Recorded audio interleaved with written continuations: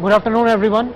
We are here at 4G World India event, and here with us Colonel Mahesh Khera, President of Broadband India Forum. Hello sir, how are you doing? Thank you. I'm absolutely fine. So how did you find the event? Yeah, it was great. In the morning we had a very good panel discussion, which was followed by excellent talk by Jagbir from Bharti, and then we had our own panel discussion. So it's going well.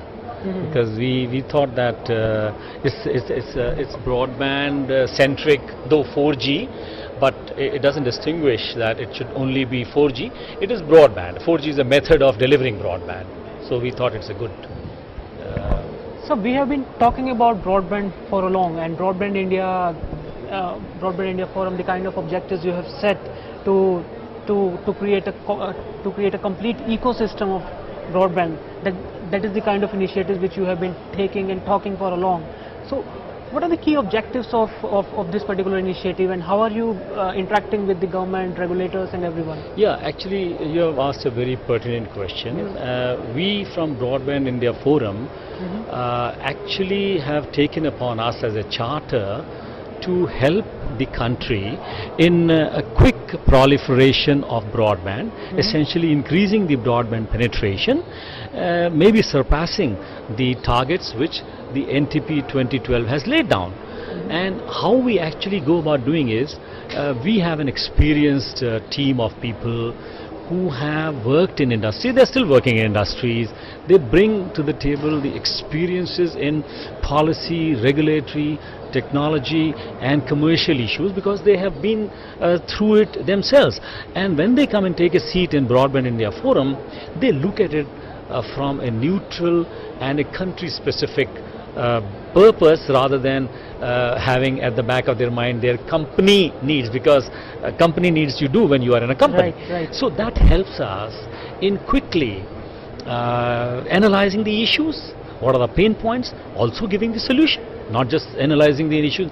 And then we go back to the stakeholders like the government, both the Ministry of ICT, the Ministry of INB, as also the TRI, the regulator, and on the other hand, the industry. After all, the industry also has a role to play. We tell them where they are wrong, where they should be chipping, and they listen to us. So all in all, the stakeholders comprising of the government, the regulator and the industry, we try to bring them together, and we bring out the solutions, possible solutions for each of these stakeholders, and that's how we actually progress. And it's been going well. People do listen to us, because what we project is totally meant for the quickest penetration of the broadband, and if that happens, every stakeholder benefits. Right. Mobile broadband is considered to be a key growth driver for the overall broadband penetration, and to achieve the objectives which the government has set, like 200 million connection and over and above, providing rural education.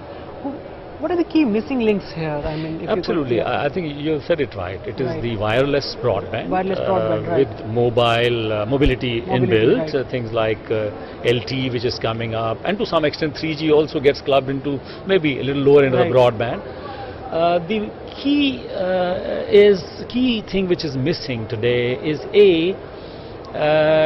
the spectrum cost which has been paid by the operators is little high, whatever it happened.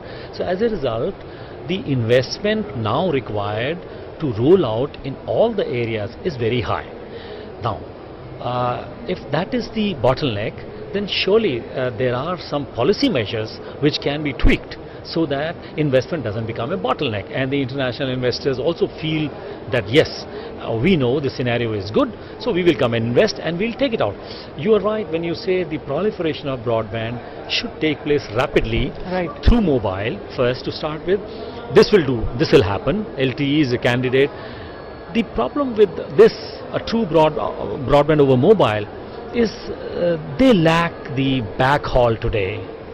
They lack the backhaul because there is no high capacity fixed backhaul available.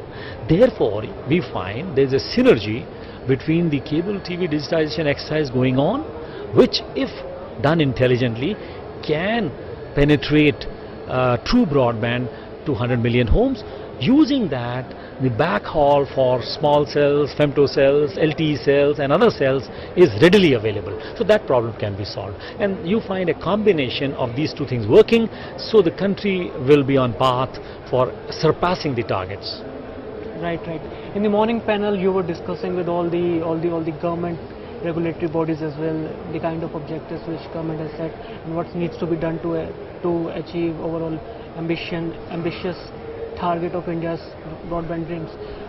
Do you think that is it a lack of will, or you see that the country is not taking right steps in terms I of? think you have a point when you say it is lack of will. I would put it slightly differently, in the sense it's a little lack of understanding, Lack of understanding, which has brought the situation till now. Right. And I think now the situation is improving, because when we discussed in the panel, we also discussed, look, the government has come out with 8% spectrum usage fee, or the annual license fee, as the revenue share from coming from the operator to the government, which, because the non-remunerative areas, there is no infrastructure and government is not going there, government expects the operators to go there. So if government considers that for those areas which are today not remunerative, we will exempt the operators from paying the 8% license fee, let us say for a period of 5 years. I am just giving an example, it could be 3 years, 5 years, but the essence is that if you bring out such relaxation for some time period for the areas where you need to give the phones, because don't forget, the country doesn't have a phone for almost 500 people, though we have 900 million phones, but the real users are about 450 million people who are using it. Right. There are 750 million people who are bereft of phones, and they are not getting phones because there is no reach there, because the infrastructure needs money, there is no money. So government has to also take a step, because government is not doing anything to make sure that the phones reach there. It is expecting the private operators to go, which is okay Right. for their perspective. But government job is to make sure, as a welfare of the country, that maximum people get the telecom services. So they should be coming out with it, and we were happy to note that the audience also was for it, and hopefully the government will see that. And those issues, if the government is now inclined to look at, Right. even going forward, spectrum also. I mean, Absolutely. those issues like spectrum was priced high because the base price was high, it didn't go in the auction also. So they have learned, so they are reducing it now. But I think going forward 2-3 times it happens, it should be better.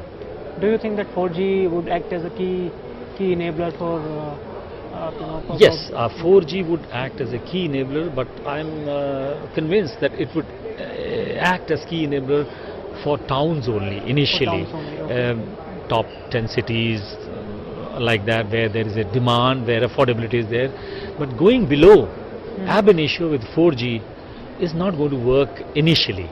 Yes, if the top 10 cities have the taste of it, and then the ecosystem gets developed, the devices also come cheaper, and some bundled services start happening, and backhaul becomes available through NoFen and other means, perhaps in 3 years, 4 years time we can see this is percolating to even 30-40 cities. But initially I don't see it going more than 10 cities, maybe 2 years from now. So just one last question. In your view, what are the 5 key bullet points which the entire ecosystem and partners need to work on to create India's broadband dream a reality? A, of course, the government needs to take a favorable policy, which we have said. B, the operators need to actually strike partnerships for infrastructure sharing, both within themselves as well as looking at the junior guys, the smaller guys, the MSOs and LCOs who somehow own the infrastructure but they don't have a good backend. So there should be synergy properly with interconnection regulations so that the services can start rolling out. That also should happen. Then the device system, the device ecosystem has to come up. Somehow the devices are costly, so it should come up in a manner the government can play a role into it by taking care of the duties and things like that, encouraging manufacturing here just like the way China has done. So that is another point which will, and then The fourth point is the application service providers. Don't forget, it is the application service providers who actually roll out the useful applications. Operators are putting infrastructure and basic broadband service, but after that is the application service. So they need to also be what do you call handled well by the carriers, because it shouldn't happen, okay, I'm a carrier, I'm a big guy, you are an ASP or you are providing, so you come here and that's the thing I want to give you and that's about all. So that is also an important point. Some kind of facilitation will have to be given so that this thing starts springing up. And I guess if these four things are addressed, and fifth of course is, which I keep telling, it's a major thing, which if the government can take a hard decision, do the structural separation of carriage from content. Allow the MICT with DOT, TEC put together to handle and manage, command, control everything you want, all networks in the country, and allow the MIB, Ministry of Information and Broadcasting, to handle, manage content end-to-end flowing in all the networks. If these five things you do, I think we are looking at a scenario where India is number one by 2030. Right. Thanks a lot, sir. It was really interesting talking to you. Thanks a ton for sharing your interesting input.